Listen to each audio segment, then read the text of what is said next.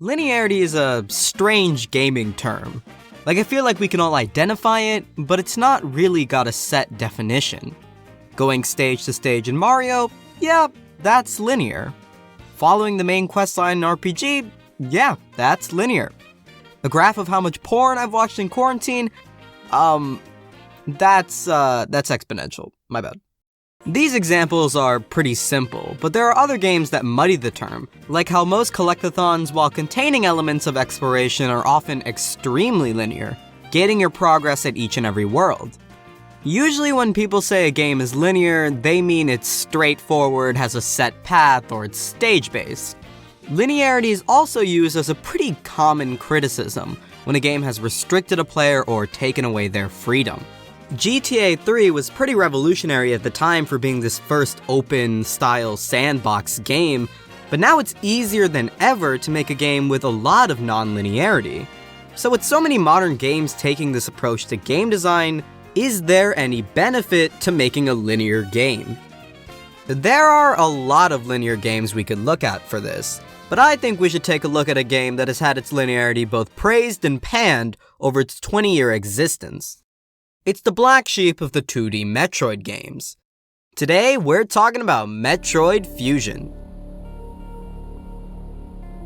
After genre-defining title Super Metroid was released and set the bar for non-linear games to come, Nintendo put the Metroid series on hiatus for almost 8 years. Of course, they spent their time wisely, creating Virtual Boy Wario Land, which would define people's eyesight for years to come. But after the long wait, fans got news for both Metroid Prime and Metroid Fusion. One, a game that would be the true successor to Super Metroid, continuing its ideas, and the other was Metroid Fusion. You see, in Super Metroid, progress was motivated by both power-ups and exploration. The map was huge with interconnecting paths, and gaining new weapons or tools would encourage you to go back to old areas to search for secrets.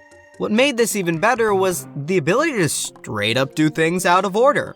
Sure, the game had a defined path that most players would follow, but with enough knowledge and skill, the game's bosses are able to be done in reverse order. There's no particular reason to do it, but you can indeed do it. On the other hand, Metroid Fusion's setting is very sterile. Doors are often locked with arbitrary barriers rather than power-up doors you would remember and come back to. There is some of that interconnectivity, but it's very limited, and you find it almost at the end of your adventure. But probably the most jarring to fans at the time, the game tells you exactly where to go at each turn. Missions are always structured like this. You walk into a section, log on to Google Meet, it tells you where to go, you go there, and return. Series staples like sequence break and backtracking are virtually eliminated or are very sparse. So what did Fusion gain from accepting linearity? Well, in my opinion, the best build-up, plot, and level design in the franchise. I'm not going to be talking about the plot because there's a little too much to go over, so let's start with the level design.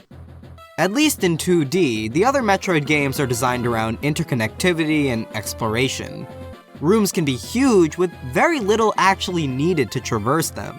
The speed booster and space jump make travel really easy, because platforming has never really been the point.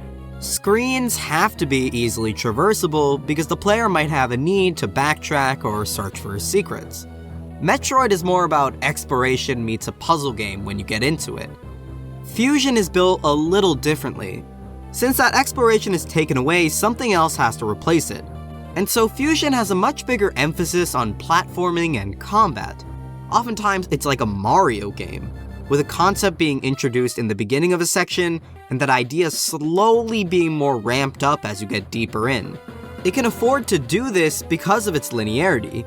Each concept is introduced in a fair manner, and unlike the others in its franchise, every mechanic this game has to offer, you will play through. This gave the developers a lot of freedom for reoccurring design, like these ladders, which show up early and play a major part in a couple boss fights. Or speed booster puzzles, which show up time and time again, with each one having it harder to gain that speed. Entire sectors can be based around one mechanic that evolves and changes with each new power you acquire and how much of that sector you've completed. However, the Metroid series has always been great with its level design, so the linearity of Fusion doesn't exactly make it special. On the other hand, its teasing is unrivaled. To show you, let's compare the two best built-up bosses from Super Metroid and Metroid Fusion, Ridley and the SAX. Ridley has 3 points in the game that directly tease and lead up to his battle. The first is in the very opening on the spaceship Samus first arrives at. Ridley appears to grab the last Metroid and toy with you. Here you have an underpowered Samus fighting an enemy much too powerful for her.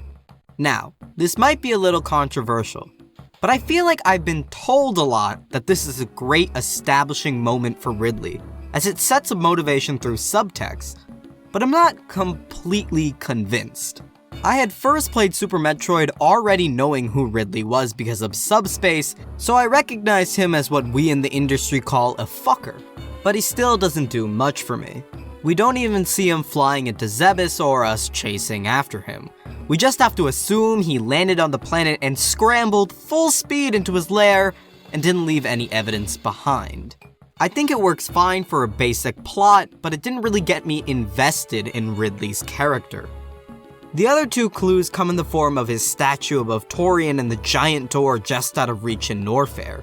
The door is actually a better indicator of Ridley's strength than the opening, I think. This is a door unlike any in the whole game. It's taunting you right above a pool of uncrossable lava. Its appearance tells you that Ridley owns that domain, and he's waiting for you. The battle against Ridley is excellent, I have no complaints, but I wasn't invested, and nor did I really care about taking down Ridley. It was just kind of a fun boss fight for me. On the other hand, we have Fusion and the SAX, and its build-up has too many major points to recount, but right out the gate, it gets an equally infamous scene to Ridley.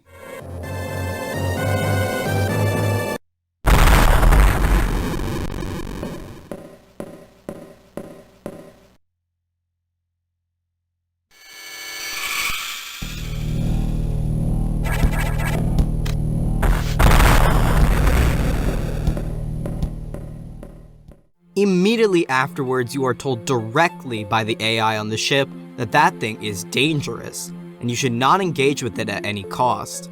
If you try to fight it any time before the intended confrontation, you're almost immediately killed. The ship tells you more and more concerning information about the SAX.